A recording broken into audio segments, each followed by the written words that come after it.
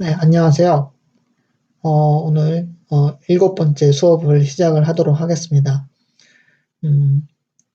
4월이 됐지만은 아직 저희가 이렇게 교실에서 이제 만나지는 못하고요. 이렇게 이제 온라인으로 이제 계속 수업을 하도록 하겠습니다. 뭐 온라인이다 보니까는 여러분들이 이제 그 교육 그 수업 듣는 거를 잘 스스로 매니지를 잘 못하는 경우가 이제 생기는 경우도 있는 것 같은데요. 어쨌든 여러분들이 이제 스스로 잘 계획을 세워서 뭐 비디오를 이제 워치를 하는 것이나 렉처를 이제 워치를 하는 것이나 아니면은 이제 공부를 스스로 하는 것을 이제 잘 계획을 세워서 성실하게 하면은 좋겠습니다. 재밌는 거는 어쨌든 유튜브의 뷰 카운트가 처음에는 막 over 100, 100개 넘는 그런 뷰 카운트를 이제 보여줬는데요. 지금은 굉장히 많이 떨어져 있습니다. 근데 이제 이 유튜브 비디오를 여러분들이 어느 때나 이제 볼 수는 있겠고, 어, 어쨌든 이제 시험이 이제 다가오면은 뭐 이런 몰아서 볼 수도 있긴 하겠지만은, 뭐 어쨌든 이제 시험이 이제 다가왔을 때 몰아서 보면은 뭐 생각만큼 그렇게 잘 되지는 뭐 않습니다. 그렇기 때문에 여러분들이 스스로 잘 계획을 세워서 공부를 해나갔으면 이제 좋겠습니다. 우선은, 그 전 시간에 이제 배웠던 내용을 제가 이제 리뷰를 하도록 하고요. 그리고 이제 오늘 나갈 부분을 또 이야기하도록 하겠습니다. 뭐 이 그림은 이제 그러니까 Stored Program Computer라는 그런 타이틀을 이제 가지고 있는데요. 자, 이제 Stored Program Computer라는 것이 무엇이냐? 저번 시간에 이제 설명을 했듯이 그 instruction, 우리가 이제 instruction은 이제 바이너리 데이터로 표현하는 방법을 우리가 이야기를 했었죠. 사실은 이제 컴퓨터 입장에서 봤을 때, viewpoint of the computer 이렇게 봤을 때는 컴퓨터는 사실은 똑같은 바이너리 데이터를 다루는 거예요. 그러니까 이 똑같은 바이너리 데이터라는 거는 인스트럭션이나 아니면은 유저 데이터, 뭐 우리가 이제 넘버라든지 아니면 뭐 텍스트 데이터라든지 이런 여러 가지 그런 모든 데이터들은 다 바이너리 폼으로 이제 표현이 되어 있죠. 뭐 그렇기 때문에 이제 컴퓨터 입장에서 보면은 인스트럭션이나 아니면 유저 데이터나 사실 똑같습니다. 그렇기 때문에 이 우리가 이제 보통 이제 메인 메모리라고 부르는 그런 DRAM, 그런 메모리 스페이스에서 뭐 컴퓨터의 그런 프로그램 코드나 머신 코드로 되어 있겠죠. 그 다음에 유저 데이터는 사실 구별 없이 그냥 메모리 스페이스에 저장이 되어 있어요. 자, 그러면 어떻게 이런 그 코드, 그러니까 여러분들이 이제 작성한 그런 그 프로그램 코드를 컴퓨터가 이제 수행을 하느냐. 우선은 이제 컴퓨터 그 CPU가 그 메모리에 저장되어 있는 그런 코드 스페이스, 그러니까 코드 데이터들을 다 읽어옵니다. 그래서 읽어오는데 그때 무엇이 필요하죠? 메모리에서 어떤 데이터를 읽어오려면은 필요한 것이 어드레스가 필요하죠. 그러니까 메모리 주소가 필요하죠. 그 주소를 가지고서 코드를 읽어와서 CPU 내부에 저장을 해놓고 이 CPU 내부에 저장을 해놓는 그 위치는 우리가 보통 인스트럭션 메모리라고 부르는 그런 내부에 이제 스몰 메모리에 저장을 하는데 뭐 뒤에 가면 이제 그것은 인스트럭션 캐시라고 이제 뭐 여러분들이 생각을 하면 됩니다. 어쨌든 그 인스트럭션 코드들을 다 이제 그 메모리에 인터널 메모리에 저장을 해놓고요. 그거를 하나씩 읽어서 수행을 하게 되는 것입니다. 뭐 그렇기 때문에 이제 컴퓨터 입장에서 보면은 우리가 이제 데이터를 읽어온다든가 이런 뭐 그러니까 프로그램 수행에 필요한 데이터를 읽어온다는 거 이것과 그 다음에 프로그램을 읽어온다는 거 인스트럭션 코드들을 읽어온다는 것은 다 사실 거의 비슷해요. 똑같이 이제 읽어오게 되고요. 그리고 그 D램의 그 메모리 스페이스에는 그냥 아무런 구별 없이 우리가 그냥 그 D램 스페이스에 저장되어 있는 그런 인스트럭션 코드들을 읽어와서 우리가 수행을 하는 겁니다. 컴퓨터가 수행을 하는 거죠. 그때 여기서 중요한 것이 그때 그 인스트럭션이 가지고 있는 어드레스를 우리가 무엇이라고 부르느냐? 우리가 뭐라고 부른다고 했죠? 프로그램 카운터라고 부른다고 했죠? 제가 글씨가 예, 프로그램 카운터라고 부르고요. 이거는 줄여서 우리가 PC라고 보통 나타냅니다. 뭐 여러분들이 그러니까는 이 프로그램 카운터는 우리가 이제 컴퓨터 그 코드를 실행하는 데 있어서 굉장히 이제 중요하기 때문에 여러분들이 컨셉을 잘 익혀놓는 것이 중요합니다.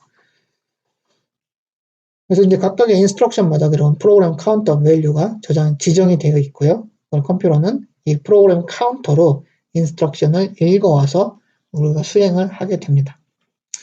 자, 그리고 뭐 로지컬하고 뭐 시프트, 그 다음에 빗 와이즈 로지컬 오퍼레이션 같은 경우에는 뭐 그렇게 어려운 거는 없겠죠. 예.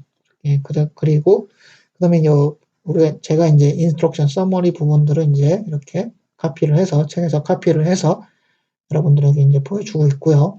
그다음에 그 인스트럭션들을 어떻게 이제 디코딩을 하는지 보면은 우리가 이제 그 인스트럭션 포맷을 보게 되면은 OP 코드 필드가 있고요. 그 다음에 펑션 3 필드가 있고 펑션 7 필드가 있죠. 그래서 그것을 가지고서 그 컴퓨터는 그 CPU는 어떤 인스트럭션이 지금 입력이 되어 있는지를 판단을 해가지고 인스트럭션을 이제 수행을 하게 됩니다. 그때 이제 그것을 그 디코딩하는 그런 룰들이 그 OP 코드라든지 펑션 코드 이런 부분들을 제가 이제 정리를 해놨고요. 그 다음에 이제 우리가 배웠던 뭐 R 타입이라든지 I 타입, 뭐 S 타입 이런 여러 가지 인스트럭션의 포맷을 또 이렇게 정리를 해놨습니다. 그래서 보면 알겠지만은 뭐 전에도 이제 설명을 했지만은 이것처럼 이제 동일한 뭐 이건 소스 레지스트라든지 아니면은 뭐 OP 코드 필드라든지 이런 부분들은 서로 그 위치가 다 똑같아요. 그러면 뭐 R 타입이든 I 타입이든 여기에 이렇게 보면은 예, 그러니까 여러분들이 이런 것들을 잘 생각을 해서 그 리스크 5의 인스트럭션 포맷은 서로 이제 커먼 파트들을 그 동일한 그 위치, 빗 위치에 뭐 배열을 하도록 그렇게 설계가 되어 있습니다. 뭐 장점이 뭐라고 했죠? 하드웨어 임플리멘테이션이 좀 더 쉬워지는 장점이 있다라는 거죠.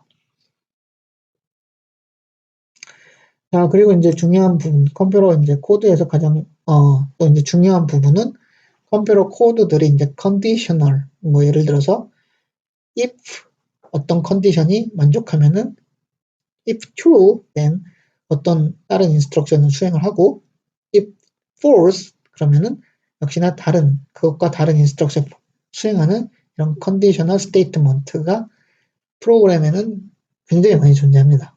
그 다음에 이것들이 이제 우리가 컴퓨터 코드들을 좀 더 자유롭게 이제 작성할 수 있는 그런 근거가 되는 거고요.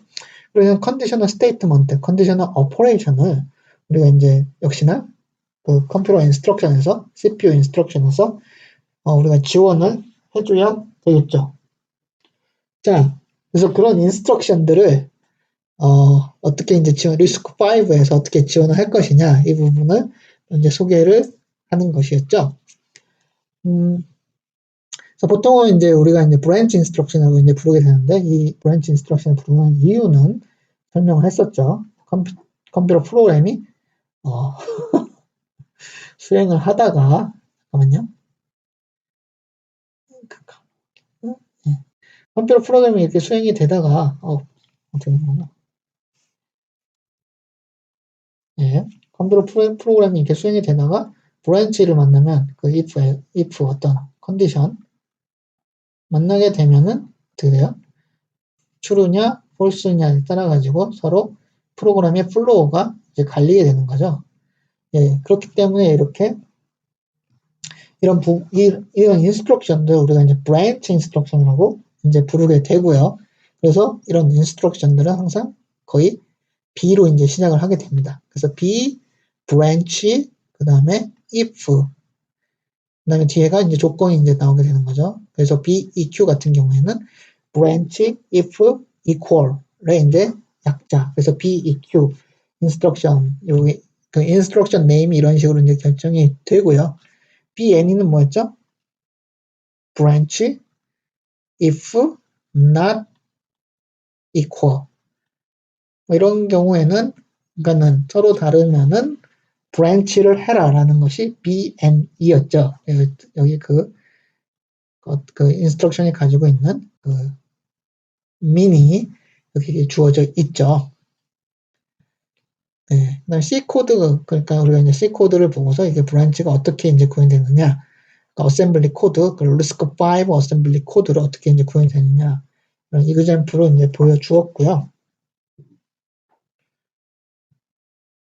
요거는 이제 while, loop statement. 그러니까는 loop라는 거는 뭐 어떤 그 C에서는 어떤 statement를 사용하죠. 뭐 while도 있고요. 여기 소개된, 그 다음에 가장 많이 우리가 많이 쓰는 게 for가 있죠. for. 그 다음에 뭐 do while 뭐 이런 것도 있겠고, 이런 것은 다 이제 loop statement인데, 이 loop statement가 어떤 식으로 이제 구현이 되는지를 또 이렇게 보여주고 있습니다. 요게 이제 그 C 코드가 이제 되겠고요. 그 다음에 이 C 코드가 어떻게 이제 RISC-V의 어셈블리 코드로 이제 구현이 되는지를 이제 보여주고 있는 것이죠. 자, 그러면은 뭐 이거는 제가 이제 설명을 했지만 또 이제 질문이 피아자에 이제 올라와 있기 때문에 뭐 좀 소개를 하자면은, 자, 여기 보면은 이 C 코드를 보면은 요 save라는 것이 뭘로 선언이 되어 있는 거죠? save는 array로 선언이 되어 있죠. array라는 거는 뭐 아는 사람들도 있겠고, 만약에 프로그램 코드를 보면은 이게 뭐지? 그렇게 생각할 수 있지만은 어떤 뭐 set이라고 보면 되죠. 같은 그 형태의 데이터 타입을 가지고 있는 set, 그 데이터가 여러 가지의 set로 구성이 되어 있는 경우에는 우리가 array라고 이제 보게 되겠죠. 그래서 array는 어떻게 시작해요? array를 뭐 나타내는 그런 뭐 name이 존재하고요. 그 다음에 index가 존재를 하게 되는 거죠. 그래서 뭐 save 0부터 시작해서 뭐 save 1, save 2, save 3 뭐 이런 것처럼 인덱스를 우리가 증가를 시켜가면서 이 array에 있는 저장되어 있는 엘리먼트를 액세스를 할 수가 있는 것이죠. 자, 그러면은 여기 보면은 save array의 그 인덱스를 증가를 시켜가면서 i 플러스 1이죠. 그 k랑 비교를 하는 그런 루프 스테이트먼트가 되겠죠. 자, 그러면은 여기서 여기 보면은 i가 x22 그 레지스터에 저장이 되어 있는데, 자, 그럼 왜 곱하기 8을 하느냐? 그것이 이제 질문으로 올라왔습니다. 뭐 이 곱하기 8을 하는 이유는 이제 save, 보통 이제 우리가 이제 여기서 이 과목에서 다루고 있는 그 RISC-V는 몇 비트 인스트럭션이었죠? 64bit 인스트럭션이었죠. 그러니까는 기본적으로 64bit 데이터 크기를 다루고 있습니다. 뭐 그렇기 때문에 64bit은 몇 바이트예요? 요거는 8바이트가 되겠죠? 8바이트니까는 하나의 array가 차지를 하고 있는 어드레스의 크기는 8이죠. 그래서 요것은 multiple by 8으로 어드레스가 증가를 하게 됩니다. 그렇기 때문에 우리가 여기 보면은 i라는 거는 지금 뭐 0, 1, 2, 3, 1, 2, 3 이런 크기를 갖고 있지만은 실제적으로 요 각각의 array의 엘리먼트가 가지고 있는 어드레스는 몇씩 증가를 해요? 8씩, 8씩, 그러니까는 multiple by 8으로 증가를 하게 되는 것이죠. 그래서 여기서 이제 곱하기 8을 해주는 겁니다. 그런 다음에 요 save가 가지고 있는 베이스 어드레스, 이거는 이제 save 0의 어드레스가 되겠죠. 베이스 어드레스는. 그래서 그 베이스 어드레스랑 여기 x20죠. x25랑 i8을 이제 곱해주게 되면은 베이스 어드레스 플러스 i 곱하기 8, 이게 그 save의 i가 가지고 있는 뭐예요? 어드레스라는 거죠. 네. 뭐 그렇기 때문에 여기까지는 우리가 이제 어드레스 그 save의 i번째 엘리먼트가 가지고 있는 어드레스를 계산한 거고요. 그래서 그것을 읽어서 x9에 저장을 하고 그걸 뭐랑 비교해요? k랑 비교를 하는 거죠. k는 어디에 저장이 되어 있죠? 여기에 저장이 되어 있죠. 그래서 이런 비교해서 우리가 수행을 할 거냐, 안 할 거냐, 이렇게 뭐 하는 것이, 이 코드가 이렇게 되어 있었죠. 베이직 블락. 베이직 블락은 사실은 굉장히 이제 중요한 컨셉입니다. 왜냐하면은, 컨디셔널 브랜치 같은, 컨디셔널 스테이트먼트, 컨디셔널 인스트럭션은, CPU에서 퍼포먼스를 저하시키는, 굉장히 중요한 요소예요. 그러니까 우리가, 뒤에 보면 우리가 파이프라인의 아키텍처나 뭐 여러 가지 아키텍처를 배우게 될 텐데, 그 파이프라인의 아키텍처가 그냥 한 클락에 하나의 인스트럭션이 들어와서 수행이 되면은, 그 파이프라인의 아키텍처가 굉장히 efficient합니다. 그거를 막는 것이 브랜치 인스트럭션이에요. 왜냐면은, 우리 브랜치 인스트럭션이 뭐였죠? 인스트럭션 플로우가 두 개로 갈라지는 거죠. 자, 인스트럭션은 무엇을 가지고서 읽어온다고 했어요? PC. PC를 가지고서 읽어옵니다. 근데 여러분들이 이제 브랜치 인스트럭션, 그 어셈블리 코드를 보게 되면은 항상 우리는 next instruction, 그 다음 줄의 인스트럭션을 갖고 오게 돼요. 그렇지만 브랜치 인스트럭션 만나면은 요거는 어떤 결과에 따라서 컨디션에 따라서 다음 걸 수행할 수도 있고 아니면은 점프로 해가지고 더 멀리 있는 인스트럭션을 수행할 수가 있는 것이죠. 그렇기 때문에 파이프라이닝 구조로 갔을 때 잘 수행을 하다가 브랜치 인스트럭션 만나면은 어디 다른 그 어떤 인스트럭션을 우리가 수행할지 CPU가 모르기 때문에 멈춰야 돼요. 그렇기 때문에 이제 브랜치 인스트럭션이 그 CPU의 이제 퍼포먼스에 굉장히 이제 중요하고요. 그 베이직 블락이라는 거는 이런 브랜치 인스트럭션에 로 인한 인터럽션이 없이, 그러니까는 방해 없이 그냥 항상 그게 수행이 되면은 그 넥스트 인스트럭션까지 시퀀셜리 수행이 되는 어떤 인스트럭션들의 집합을 우리가 베이직 블락이라고 합니다. 베이직 블락은 어떤 걸 개런티 하나요? 한번 베이직 블락 안에 있는 인스트럭션이 수행이 되면은 얘는 끝까지 요 베이직 블락 안에 있는 다른 인스트럭션까지는 sequentially next instruction을 수행을 해요.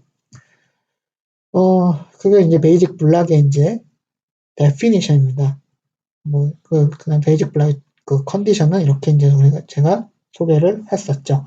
No embedded branch except at the end, and then no branch target except at beginning. 그러니까는 요 베이직 블락 안에는 요 마지막에는만 제외하면은 브랜치 인스트럭션이 있으면 안 되고요. 그 다음에 타겟, 브랜치에서 이렇게 받는 타겟 있죠. 요 타겟 레이블도 요 제일 처음만 제외하고는 있으면 안 됩니다. 이게 그 베이직 블락의 데피니션이에요. 그래서 이게 왜 중요하냐면 아까도 말했듯이 컴파일러는 베이직 블락이라는 거는 이렇게 퍼포먼스, CPU의 퍼포먼스에 이제 굉장히 중요한 파트이기 때문에 컴파일러 요 베이직 블락을 열심히 분석을 해서 베이직 블락 단위로 옵티미제이션을 수행을 하게 됩니다. 그렇기 때문에 뭐 이런 거는 사실은 좀 더 어드밴스드한 그런 토픽이니까 뭐 우리가 이제 여기서 배우진 않을 거예요. 컴퓨터 아키텍처 for undergraduate student 이 코스에서는 이제 배우지는 않을 것이지만은 조금 더 이제 깊이 우리가 이제 컴파일러나 아니면은 그 그레주에이트 레벨의 이제 컴퓨터 아키텍처를 이제 배우게 될 경우에는 여러분들이 이런 베이직 블락을 이용한 옵티미제이션 그런 테크닉들에 대해서 좀 더 배우게 될 것입니다. 뭐 여러 가지 또 브랜치 인스트럭션들이 있을 거고요. 그 다음에 뭐 사인드, 언사인드, 컴페어를 할 때 사인드랑 언사인드는 비교를 해야 된다는 거죠. 그래서 이제 브랜치 인스트럭션에 이제 U가 들어가게 되면은 언사인드 컴패리전이 되게 되는 거고요. 기본적으로는 리스크 5는 뭐였죠? signed comparison이 이제 기본이 되겠습니다. procedure. 자, procedure라는 거는 뭐 기본적으로 우리가 펑션이라고 이제 보고 생각하면 됩니다. 펑션이 뭐였어요? 프로그램 수행되다가 이제 펑션을 만나면 뭐 예를 들어서 sum이라는 펑션을 만나면은 어디를 수행을 하죠? 역시나 이제 요 sum이라는 펑션이 define이 되어 있는 곳, 뭐 예를 들어서 int sum a, b 라는 뭐 펑션이 define이 되어 있는 것이 있었죠. 뭐 C는 A 플러스 B, 그 다음에 return C, 뭐 이런 식으로 돼 있겠죠. 그래서 이런 펑션이 만나면은 여기로 점프를 해서 이 펑션 안에 있는 인스트럭션을 수행을 하고 어디로 다시 return을 하죠? 펑션의 next instruction으로 return을 해야 되는 거죠. 이게 이제 펑션이라고 부르고 보통 이제 procedure calling이라고도 좀 부르게 됩니다. 이 procedure calling 혹은 펑션 콜을 역시나 이제 지원하기 위해서 필요한 명령어가 무엇이 있는지 이제 소개를 했죠. 그 두 개는 JAL, Jump and Link의 약자라고 했죠. Jump and Link. 그러니까는 점프를 할 때 사실 펑션은 점프랑 똑같아요. 그러니까는 branch instruction인데 unconditional branch instruction이죠. 그러니까 컨디션 따지지 않고 무조건 점프를 하는 거죠. 그런데 자, 펑션에서 뭐예요? 중요한 것이 뭐였죠? 펑션에 속해 있는 인스트럭션에 대한 엑스큐션이 끝나게 되면 어디로 리턴을 해요? 이 펑션이 수행된 바로 다음의 인스트럭션으로 우리가 리턴을 해야 되는 거죠. 그걸 리턴을 하려면 무엇을 저장해야 되죠?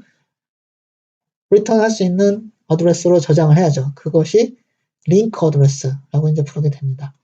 링크 어드레스를 저장을 해야 하기 때문에 이 JAL라는 인스트럭션을 우리 RISC-V는 지원을 하는 것이고요. 그 다음에 이제 역시나 리턴을 할 경우에는 어떻게 해야 돼요? 우리가 이제 링크 저장을 한 그 어드레스 PC 프로그램 카운트 밸류를 다시 읽어와서 커런트 PC에다가 업데이트를 해줘야 되는 거죠. 그래야지 다음 인스트럭션을 이제 수행을 하겠죠. 그래서 그 리턴 어드레스를 읽어오는 그런 인스트럭션이 jump and link register입니다. 그래서 링크 레지스터를 읽어와서 어디로 가요? 그 프로그램 카운트를 그 레지스터에 저장되어 있는 그런 PC 밸류로 업데이트를 해주는 거죠. 그러면은 그 next instruction 펑션이 끝난 다음에 next instruction을 우리가 수행을 할 수 있는 것이죠. 이거가 이제 여기까지 했었죠, 우리가. 자. Okay, let's start today's lecture.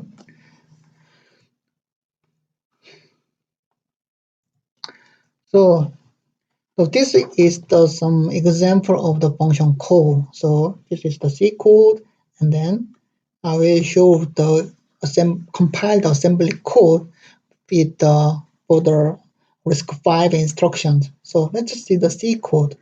So here, this is the return type of the function of the C, and then this is the function name. It's a function name, and then let's see the data type of the function. So what's the data type? It's a long int. Why? So we will handle the 64-bit data. So that means that the data size is 64-bit. It's 8 byte. So this example used the long int type for the some function call. So what is the argument of this function call? So G, H, I, and J. So this function receives 4 arguments from the outside of the function. And then this F is the return variables for function return. And then for this function calculate the 4 arguments, calculate with the 4 arguments like a G plus H minus I plus J. So in this function, so we can classify some variables. So first is the argument. So argument is the input variables of function. So this function has the 4 arguments from G to J. So these arguments will be stored in the register file from X10 to X13. And then F is the local variable of the function, and then the final result will be stored in the F. So this final result will be returned to the some parent part of the function. So it's the some outside of the function, the caller. And then in order to calculate these operation, we need to use some temporary registers to store the partial calculation result. So we will use the x5 and x6 for the temporary registers. So since this function will use these three registers. So that means that the function code will look like this, like some code is here, and then it's the leaf on the right example, the function call, and then the other instruction will follow the function. So before the function is called, this caller program will execute their its instructions. So this code will use some registers. But when this function is called, this function will utilize the registers x20 and x5 and x6. So if this registers is moved to some other places, then these registers x5 and x6, x20 will be overwritten by some calculation result inside of the function. So we need to save the data in the x5, x6, and x20 some temporary storage space called the stack. So it's a stack. So what is the stack? Stack is some temporary memory for some status and then some data stored in the register files. So this is the example RISC-V assembly code of this previous C code example. So first we need to save this content in the x5 and x5, x6, and x20 on the stack. So the first allocate some memory space in the stack memory. So for these three registers.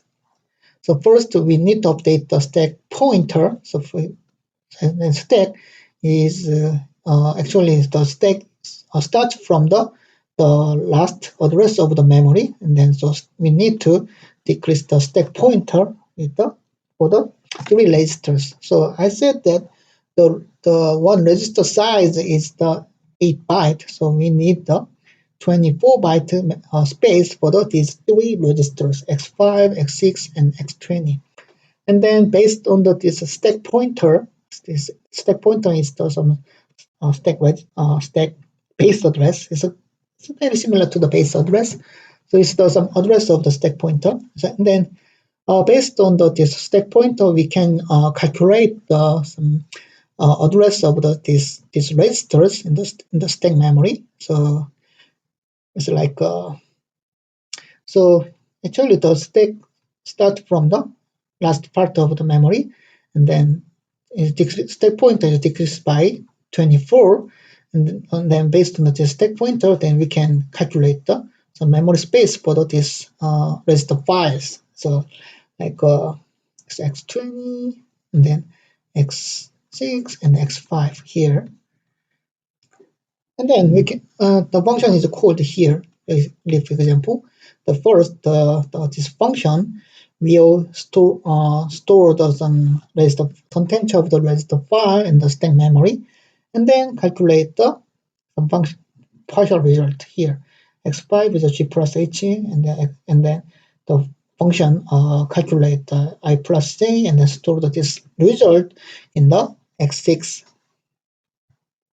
And then finally, the function performs the x5 minus x6, and then stores this result in the variable f, and then this variable f is mapped to the register file x20.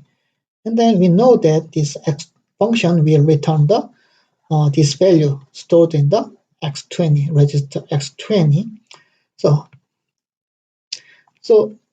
the function complete some execution of its instructions here. Then the function return to the its caller. So so function need to return this result to the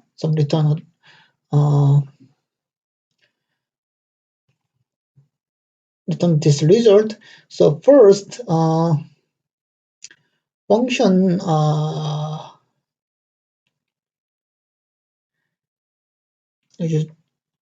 here so function need to store this f in the some register file for the return value, because we first stored this x20 in the stack pointer. So x20 actually originally stored some previous value of the caller. The function is the callee. So we this function move the data in the x20 in the x10. This register is used for the return values, and then restore some data to the x20 and the x6 and x5. So these values is stored in the stack memory. Then function restore this data to the original register file x5, x6, and x20. So when the function is the execution of the function is completed, then we don't need to store this value on the stack memory. So the function also update the stack memory. So by adding the 24 stack, so update the stack pointer, increase the stack pointer by 24, and then return to the caller here. So when the function is called, this return address. What is the return address? The next instruction of the function call. So, and then this link address is stored in the x1, the caller. So function also restores this program counter value with this stored x1, the link address. And so this the CPU will execute the next instruction of the function call. So this is some structure of the stack memory. So actually, I already explained that stack address starts from the last address of the main memory. So actually, there is the stack memory, and then when the function is called, the function update the stack point. So that means that decrease the stack point by the size of some temporary data size. So in this case, in this example, the function will store the data on the 3 registers. So it requires the data size 24. So update the stack pointer by -24 here. There's a stack pointer, and then so as the stack pointer is decreased by 24, we can store some data in this allocated stack memory space. So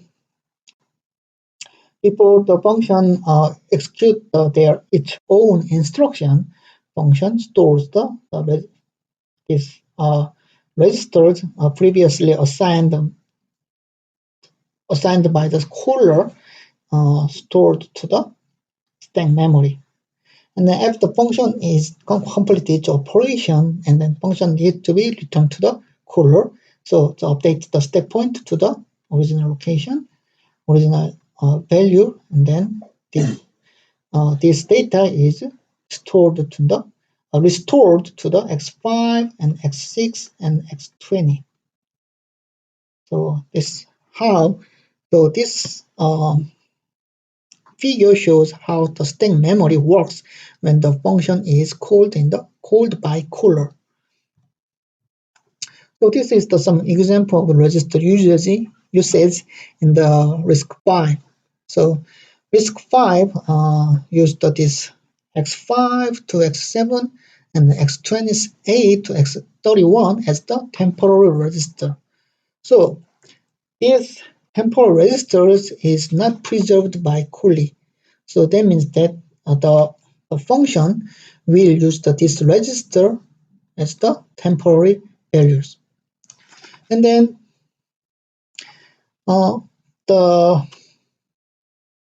this X8 to the X9, the register X18 to X27 is used for the saved register. So that means that the Corley, that means the function, will store its return values in these registers. And then the caller will read these return values from these registers. So this is some recommendation by the RISC-V ISA, but the compiler can optimize this usage of the register files by the function call and then some execution of the function. And then let's see the non-NIP procedure. The non-NIP procedure means that sometimes the function 1 may call other function like a function 2 inside of this function. Actually, it's very frequent. So in this case, this is not a RIP procedure. So RIP procedure is some last function is called by the caller, but in this case, the function 1 is called by its own caller, and then the function 1 also calls other function 2. So function 1 is not a RIP procedure. So it's the example of non-RIP procedure. Also, another example is the nested call. What's the nested call? The same function is called recursively, like some factorial, like fact. Factorial function may call its own function inside of the factorial function, like n-1. This is the nested function. So from now on, I will show the example of the function call by non-RIP procedure. So this is some example of the nested procedure factorial here. So it's a factorial function. So what is the return type of the factorial function? It's a long int. And then this factorial function receives the argument n. It's also data type of this argument is long int 8 byte. And then what is the content of the function? So if n is less than 1, then just return f. If not, then return n multiplied by factorial n-1. So fact n-1. So if n is bigger than 1, this function will call its own function. It's a fact here with the argument n-1. It's updated argument. So this is some very popular example of nested function. It's a recursive function. So in this example, we assume that the argument n is stored in the register x10, also result is stored in the register file x10. So let's see the compiled RISC-V assembly code. So when the function is called by the caller, like it's a factorial function, then we first update the stack pointer. So update the stack pointer. And then store some register file, the data in the register files in the stack memory. So in this case, this factorial function need to store their value n and return address to the stack.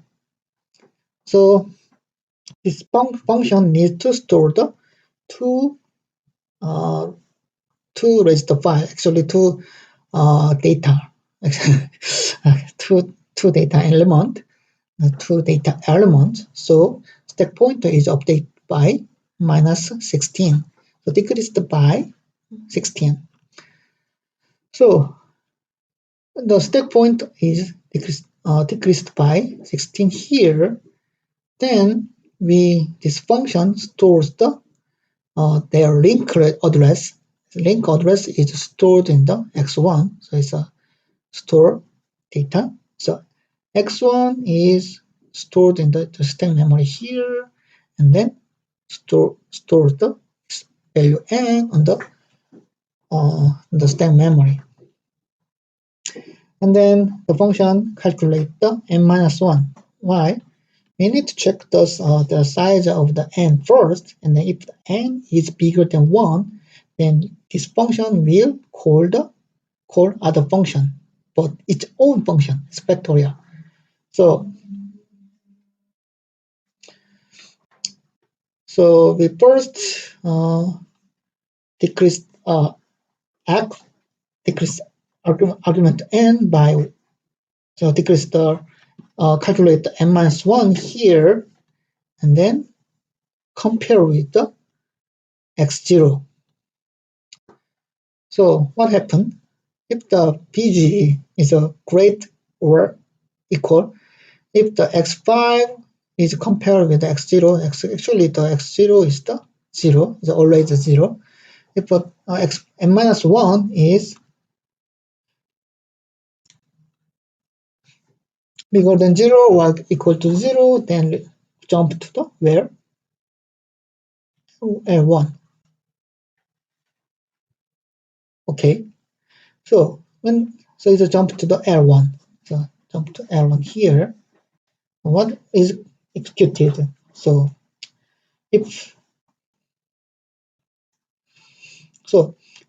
we calculate the updated argument here is the n-1, and then called fact. So this is the JAL. So what is JAL? It jump and link. So it will jump to its own function fact here. But the link address is stored in the x1. It's a link address, the return address. So the fact is called here, then also the x1 and the updated argument here, n-1, is stored in the stack memory here. So actually the first fact is called here. The stack is updated by, decreased by 16, minus 16. And then this function, this code called the fact again. So stack is updated by minus 16 again. So this link address is stored again here. And then the update end argument, actually n-1, is updated here. So n, the x1 is the link address. So the same procedure is executed again here, and then compare with the 0, and then if the compare with the 0, okay.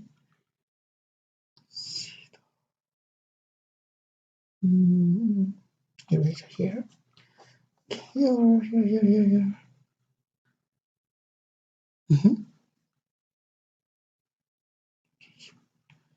So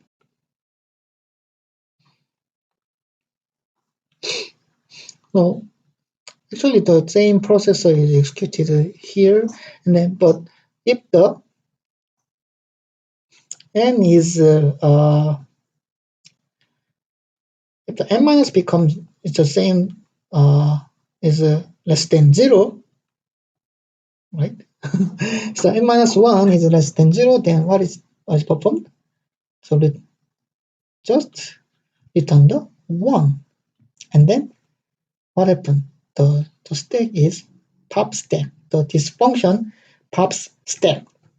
So that means that the stack pointer increased by 16, and then return here.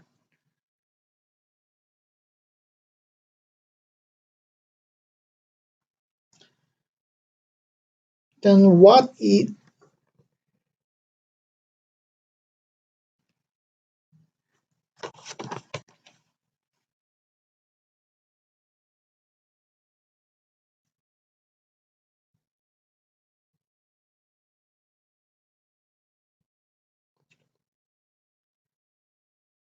L1 is written here. So okay. So actually the X1 stores the link address, that is the return address. So what is the JARL? So JARL update the piece with this link address. So then what is the link address of this JALR? So here.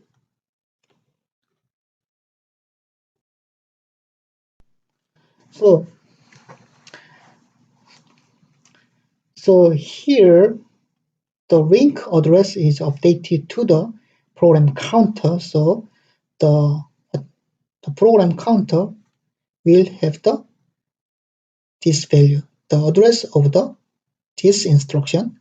So when the function is returned, then this instruction will be executed. Add I, x6, and then x10, and then immediate value 0. So that means that this instruction just copied the content of the x10 to the x6. It's some temporary register. So then restore the x10 from the stack pointer, and then x1 from the x1 is the link register here from the stack pointer, and then update the stack pointer. So this instruction executes the n multiplied by fact n minus 1 here. So actually this instruction, the result of fact n minus 1 is moved to the x6. So it's the actually fact n minus 1, and then it's multiplied by x10. So when the fact function, factorial function is called, we first store the value n to the stack pointer, and then here the n is restored from the stack pointer. So x10 stores the n. So this instruction calculate the n multiplied by fact n minus 1, then return to the x1. So if x1, I said that x1 is the link register. So that means that this link register stores the program count of the next instruction when the fact function is called. So if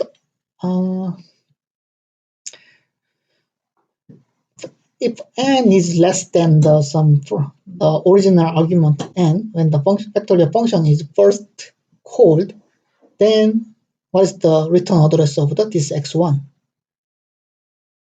The return address of stored in the x1 is here.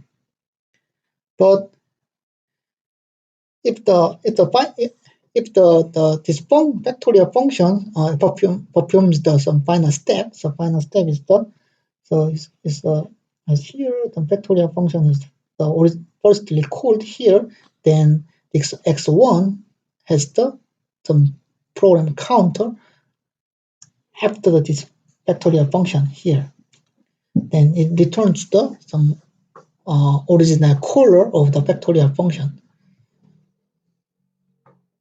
So actually, this nested function is not easy to understand. Actually, because this if the function is called recursively, then this function need to store its temporary values and then the link register in the stack whenever the function is called. And then the return address. So we need to understand how this nested function works, and but actually I recommend that you can start from some like n equal 1 or and then n equal 2 and n equal 3, then also stores update some stack pointer and then which value or which data is stored in the stack memory, and then how this value is restored from the stack memory when the where is that, this JARL is called. So we can find the two JARL instruction here and the instruction here. So this is updated by the link register.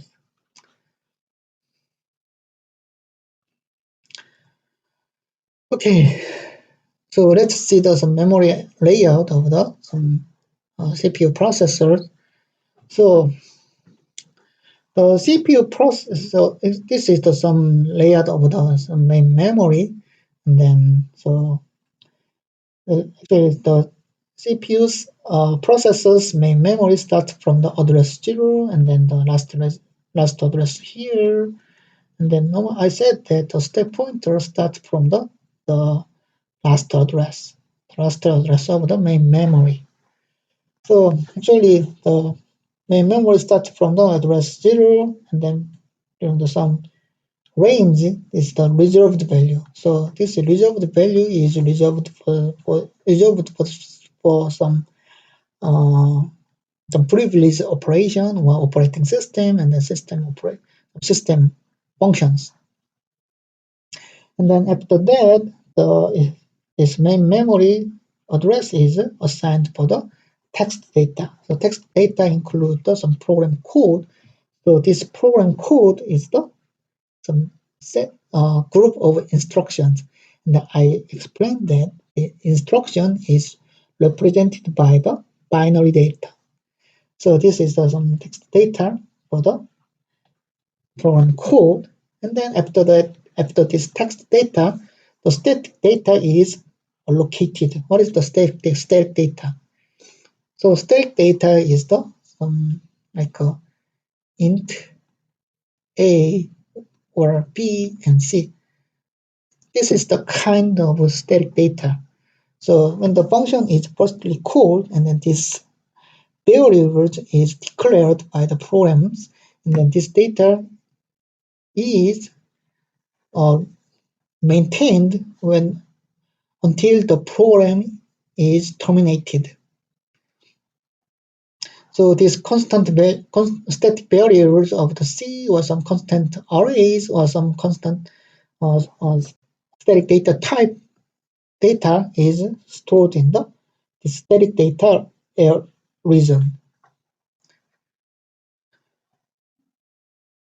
And then after this static data region, the dynamic data is allocated.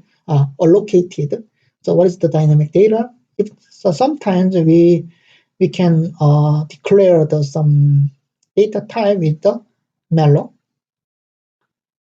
So what does malloc mean? So malloc is the memory allocation instruction as memory allocation statement. So what does malloc do? So actually with the malloc statement, we can assign some size of the array or size of some structure with the malloc statement. So actually, with the malloc we can dynamically adjust the size of the element or some size of the structures. So this is the dynamic data. So actually, the size of the element is dynamically changed while the program is executed. So this is dynamic data. So example is the malloc in C C language, and then new in Java, and then stack. Stack is assigned start from the last address of the main memory, and then stack decreases. And then this dynamic data starts from the end of the static data region, and then increased the address is of the dynamic data is increased. So stack decreases, and then dynamic data increases.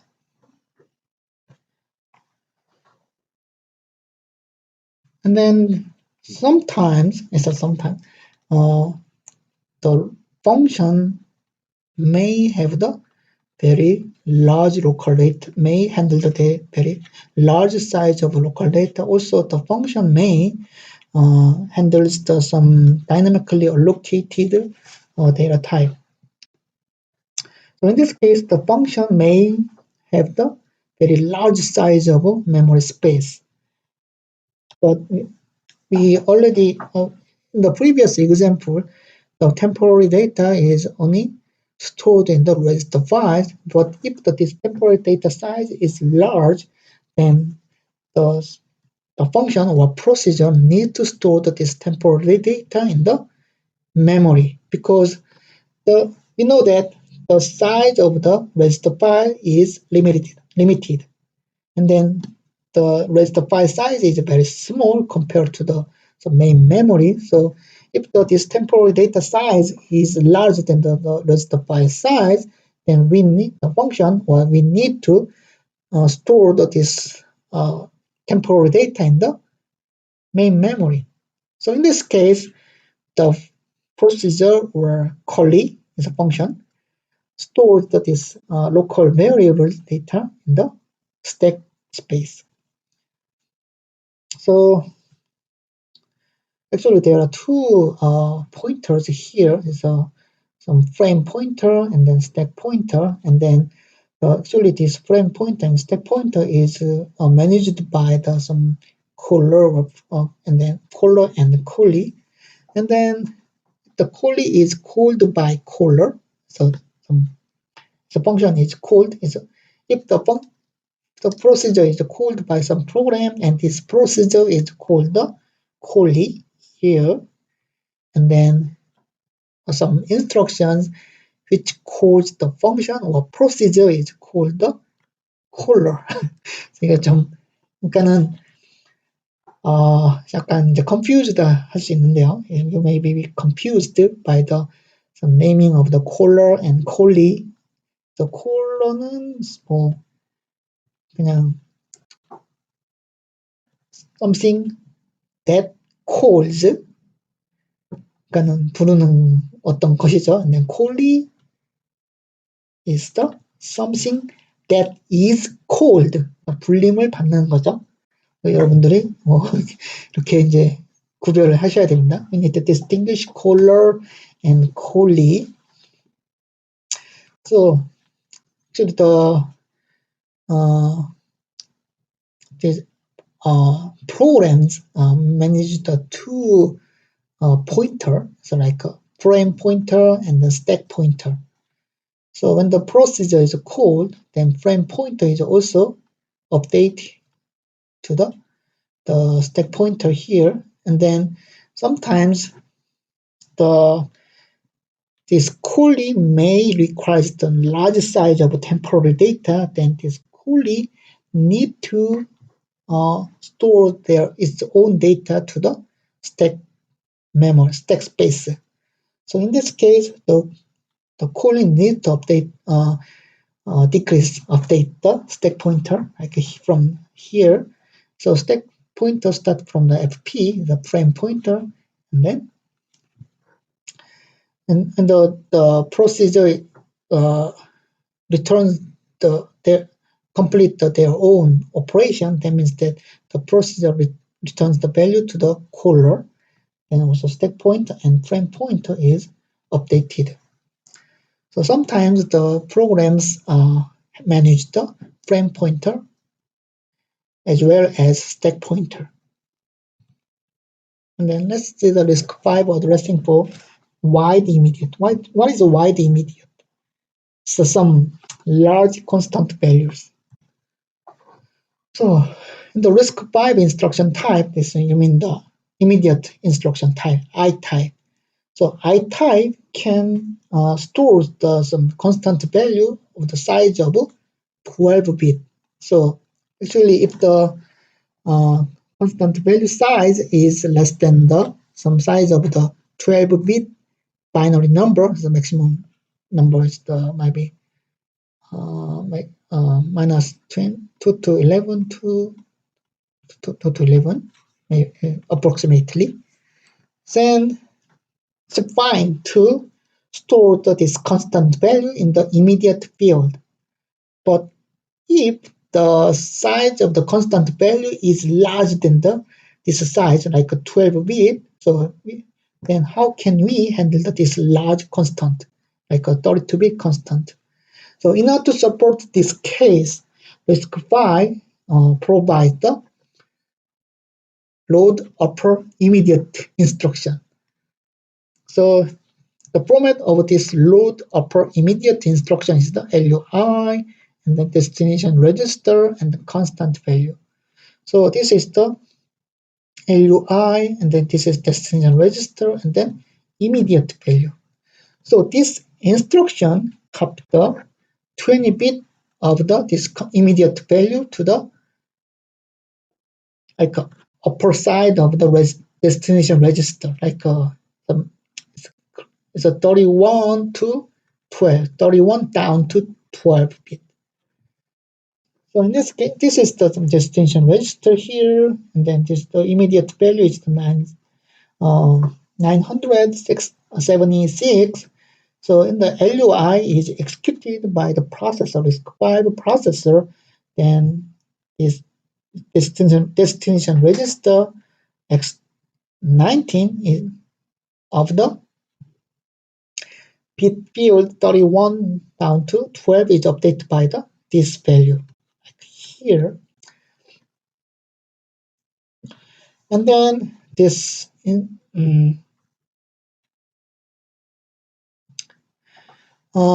the the remaining field like 63 to 32 is updated by the MSB of the 31, is actually 31 of the destination register. Bit field 31 of the destination register is the sign extension, and then clear some LSB part of the destination register. So like bit field 11 down to 0 is cleared by 0. And then we can update this lower part of the destination register with the add I instruction, add immediate instruction. So this is the one add I, destination register, and source register, and immediate value. So we know that this add I can handle the 12-bit immediate value. So here is the 12-bit. So lower part of the 32 to 0. So actually the upper part is 31, 12 is updated by the LUI, and then lower part here 11 to 0 is updated by the add I instruction. That's how the large constant value is handled by RISC-V. And then branch addressing. So what is the format of the branch instruction or conditional branch instruction? Like BEQ. So BEQ requires 2 source registers and then target PC. So it's a label value, and the label value is defined by the target program counter of the branch instruction. So here's the branch instruction requires the OP code and then 2 source registers and then target address. So this branch instruction read the data from the two source registers and then compare the value of these two source registers and then jump to the target address. So what is required? Source register here, and then so opcode, then immediate value. So immediate value is the offset from the program counter, the current program counter. So actually this is the program counter of the branch instruction, like BEQ, and then source register here, and then this target. This target is the immediate value. Then this branch instruction can jump to the some previous instruction, or this branch instruction can jump to the next instruction, like so. Jump to the forwardly or backward. Jump to backward, to forward and backward. So actually, this immediate value should be signed number. It's obvious.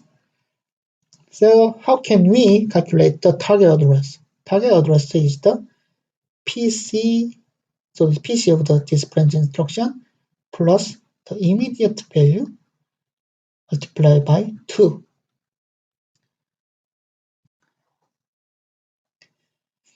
So actually the size of the basic RISC-V instruction is 32-bit and is the 4-byte.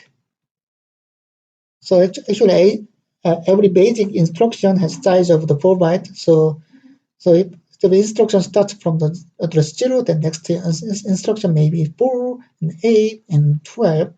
So you may think that the target address should be PC plus immediate value multiplied by 4, because we know that the program count of a basic RISC-V instruction is increased by 4.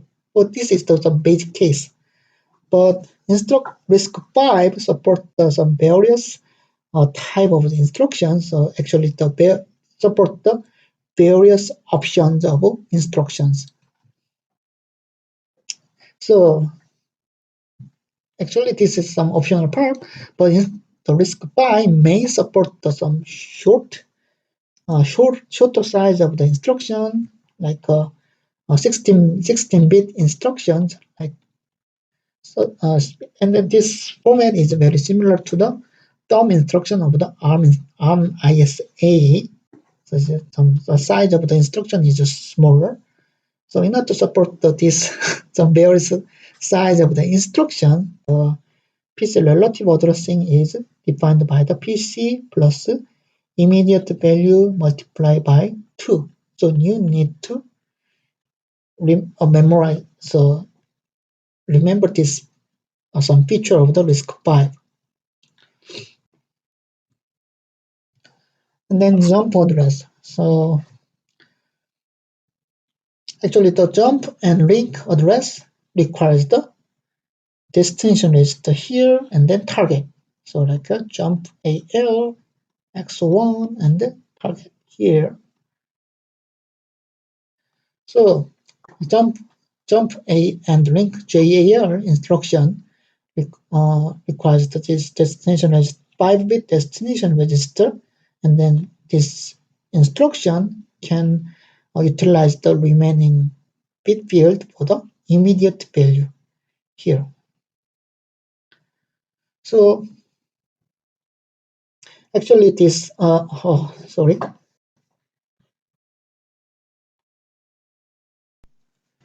the conditional branch instruction like BEQ or BNE requires the two source registers and then immediate value is a target address, but JAL is a jump and link instruction requires destination register and immediate value. So this jump and link support some large range of immediate value. So this different type of immediate value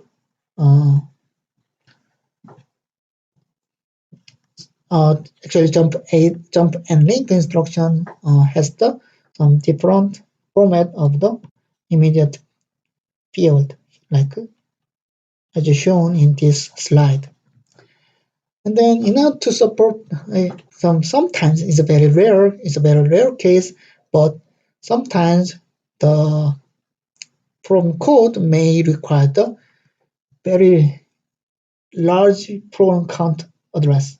I mean, it's the very long jump to the very long distance. So in this case, this jump may require the very large size of offset or some absolute address. So 32-bit absolute address here. So in order to support this jump, we can combine the LUI and the jump and link register instruction. So with the LUI instruction, we can update some data of the register file with the upper 31 to 12-bit field, and then we can also update this value with some add I instruction here, and then based on this temperature register, actually here, and then jump ALR also has the immediate field, 12-bit immediate field, but this upper part is updated by the LUI instruction. So by combining the immediate field of the JALR and then the register value updated by LUI, then RISC-V support the very long jump. So 32-bit directly access some 32-bit program counter address. So absolute address right here. It is because the JALR has the destination register here, the offset here is the immediate value, and then some source register here. So if we can update the upper part of the source register with the LUI, then the remaining lower part can be updated by this immediate value of the JALR. Okay. And then this slide summarizes the 4 types of addressing of RISC-V. So the first addressing is the immediate addressing, and then so this is some immediate addressing, and then it's actually the address of from target memory space is defined by the immediate value only, and then the register addressing just to use the register value here. So actually the register value stores the address of the memory space, and then just use this register value for some memory address. And then base address, actually this is rare, and then the base address type. So this type of instruction has some source register here with a base address, and then the base address is stored into this source register, and then the offset is managed by the immediate field in the instruction. So like this instruction has the form of immediate and register file, source register file. So in this case, the address is calculated from the base address register file value plus immediate value. So this is the common case. It's like a load and store instruction. It's a common load and store instruction. And then another example, another type of addressing is the PC relative addressing. This is common for the branch conditional branch instruction, like a BQ or BNE conditional branch. And this conditional branch has some offset for the target PC. So this target program target PC is calculated from the current PC plus some offset, so immediate value. So this is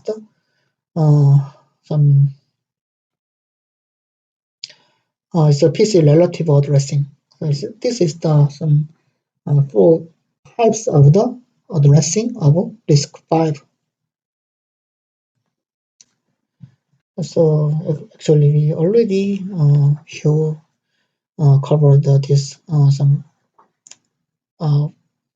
format of the RISC-V instructions here, and then translate and start. I think it's some another topic here.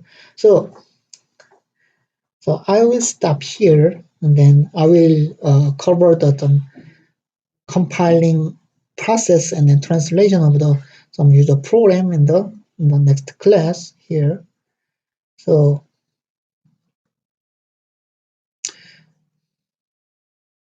actually, in the today's class, this process calling is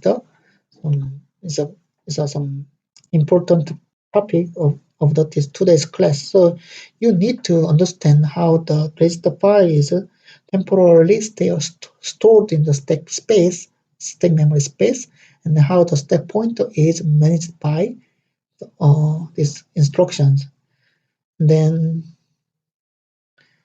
this branch instruction or some jump instruction is very important in the general purpose programming, general purpose processor, because this actually our program code has very frequent this conditional branch or some jump instructions. So this and then also we frequently utilize some function call or procedure call or actually the exception handling.